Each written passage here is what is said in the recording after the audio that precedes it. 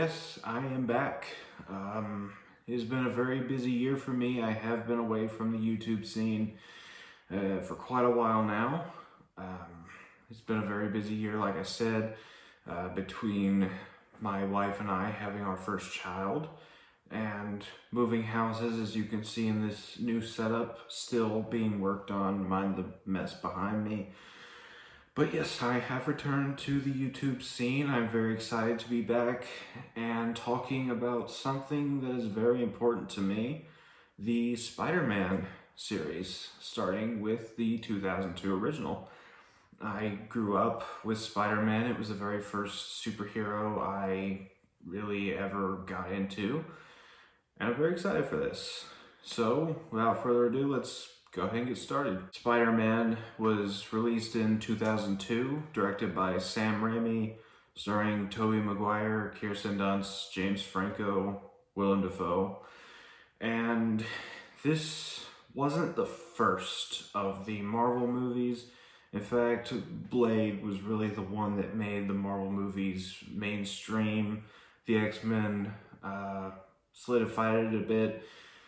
This, I feel, is the most godfather of the current Marvel slate, though, because this was the first mega hit, despite Blade and X-Men being fairly successful, actually very successful, but this was the first mega hit, and it shows, and we're just going to go ahead and talk about it. Starting off with what I like about it. I love this movie. It's very well made. Tobey Maguire as Peter Parker is just this nerdy kid. Well, not really a kid. He was damn near 30 when he made this movie, but still, I really liked his portrayal of Peter Parker, his whole social awkwardness. I thought it was very well done, and his whole transition into being a hero, and it's just very great. I loved him as Spider-Man. He's still my absolute favorite to this day. Kirsten Dunst as Mary Jane comes under a lot of scrutiny for her performance. Say that she screams too much, it's whatever. I enjoyed her performance because I like Kirsten Dunst. I'm one of those people who do. And I thought she did really good as Mary Jane. James Franco is Harry Osborne, Peter's best friend, who probably has the best arc in this entire trilogy. Does an amazing job. He's not really given much to do as much as he is in the next two movies in this trilogy, but he still does a very good job. Willem Dafoe is the main villain in this movie. He's Norman Osborn, aka the Green Goblin. And this guy is absolutely legendary in the role. I loved him, absolutely loved him. And he absolutely nails this role, so much the fact he's coming back for No Way Home, which is the reason I'm doing this series, is to lead up to No Way Home. Very excited for that. But I loved him as Green Goblin. He's creepy, he's evil, he's not somebody you want to be around, and I felt that was the perfect portrayal. I really loved the supporting cast, who, the people who aren't the main players in this movie. The late, great Cliff Robertson as Uncle Ben, loved his performance. Not in it as much, but you get that classic "with great power comes great responsibility" line, and I absolutely love his entire performance. It's very fatherly. I loved it. And when you get to the scene where Uncle Ben inevitably dies, you feel it. It's a very sad scene. I love it. And Rosemary Harris as Aunt May, she does a terrific job. I feel like she's the best portrayal of Aunt May we've ever had, and it shows again in her performance. She is a powerhouse actress. She conveys exactly what needs to be conveyed and does a very good job of it. Now, I feel like the best casting in this entire movie and in comic book movie history, without a doubt, in this movie, is J.K. Simmons as J. Jonah Jameson. Oh my god, he is absolutely amazing. He is the physical embodiment of J. Jonah Jameson from the comics and from the animated shows and stuff like that. Mr. Jameson, is a page 6 problem. We have a page 1 problem. Shut up. They're really important clients. They can't wait. They're about to. We sold out 4 printings. Sold out? Tomorrow morning, Spider-Man, page 1 with a decent picture this time. Move Conway to page 7. There's a problem with page 6. And make it page 8 and give him 10% off. Okay. And make it 5%. That can't be done. Get out of here. He doesn't want to be famous. And I'll make him infamous. He's so perfect that, much like how they're doing Green Goblin and Doc Ock in No Way Home, he is so perfect. They had to bring him back for the MCU films, and, you know, had the Amazing Spider-Man film continued, they were probably going to bring him back for those as well. But either way, it was absolutely amazing. Now, onto the story of this movie. It's very simple, run-of-the-mill superhero origin story. For the time this came out, it was still a rather new origin story formula. Regular character gains superpowers, fights a evil villain who just so happens to have a grudge against main hero. I thought it was a very well done story. The CGI, in my opinion, still holds up. You get the wrestling match scene between Spider-Man and Bonesaw, played by the late great Macho Man Randy Savage. I love this scene. It's hilarious. Yeah, there's a joke in it that really hasn't aged well by today's standards, but yeah, I can look past that because I love Macho Man.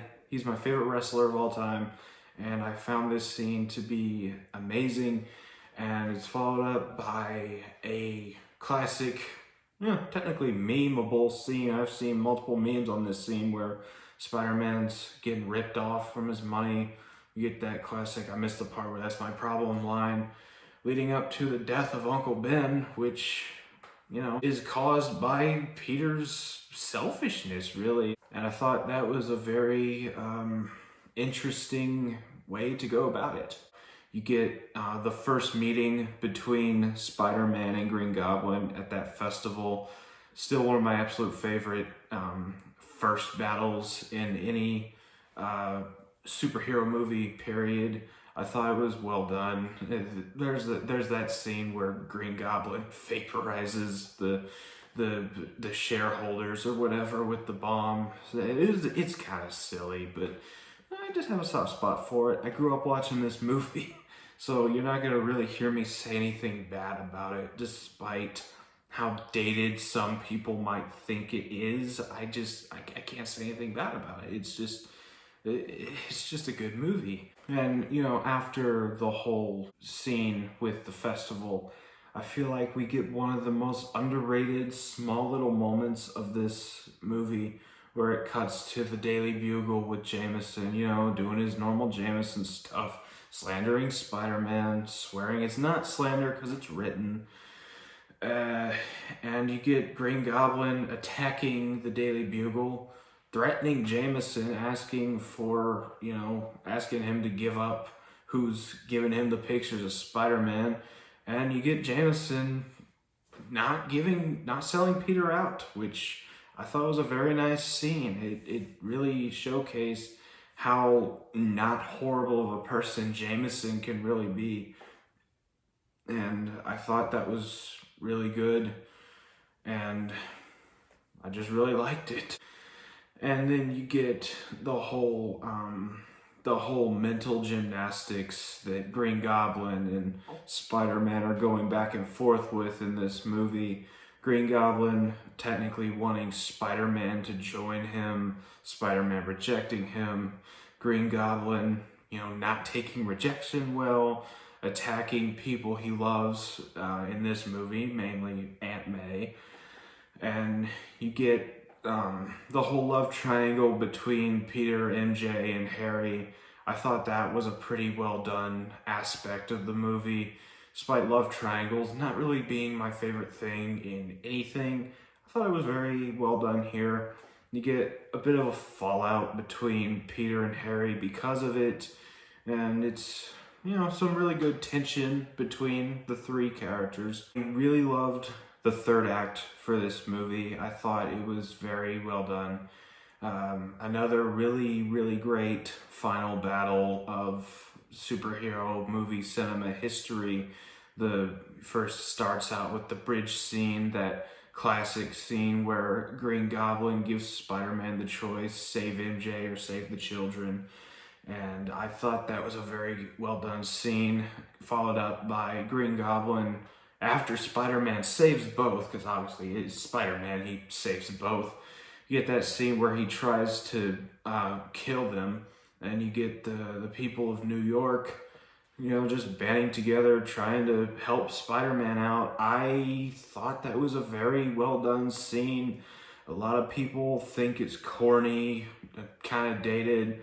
I guess I can kind of see that, but you have to think of when this was made. This was made in the wake of the World Trade Center attacks from 2001. And so I feel Sam Raimi made that as a bit of solidarity among the people of New York, just coming together, trying to defend the one person who's trying to save them.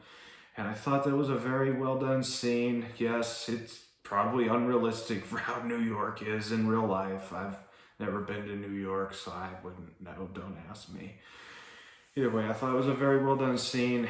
Then you get the absolute best scene in this movie is the entire sequence after the bridge fight, the abandoned brickyard smackdown. I'm just going to call it a smackdown between Green Goblin and Spider-Man, because Spider-Man gets his ass beat pretty bad, and it's just such a visceral, brutal scene. It almost earned the movie an R rating alone, and I feel like it doesn't get enough love, really. It's just an amazing scene, and when Spider-Man finally starts to fight back, you get, Spider-Man pulling a brick wall down on the Green Goblin. Green Goblin, trying to manipulate Spider-Man into, believing him, joining him in that scene before he eventually calls the glider, tries to kill Spider-Man. Obviously, Spider-Man dodges it, kills, he doesn't kill the Goblin kills himself. Either way, I thought it was just an amazingly well done scene. I loved this movie a whole lot, and I feel like it was just monumental in the comic book movie industry. Despite Blade and X-Men really solidifying Marvel, this made sure Marvel was solidified in cinema, and I really love that. Moving on to stuff I don't really like. I don't really have anything here.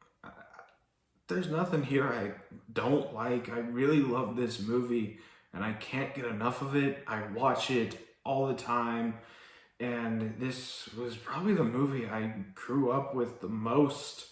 A lot of other kids grew up on, Lion King, Aladdin, the Disney movies. I grew up on Spider-Man, and I will always have a soft spot for this movie.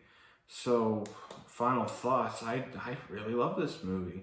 Spider-Man 2002, in my opinion, is an absolute masterpiece, and I'm giving it a 10 out of 10. So that was my thoughts on Spider-Man. If you've seen this movie, you probably have if you're here watching this review. Let me know what you thought about it down in the comments. Don't forget to like, comment, subscribe, share this video. It's very nice to be back here again on YouTube. And if there's an echo in this video, I'm terribly sorry again. Still trying to figure out this whole studio space I've got. It's a much bigger room, and I don't really have anything in here right now, so we're just gonna have to deal with echo for a little bit. Either way, thank you so much for watching. It's nice to be back, and I will see you all tomorrow with my continuation of this review series.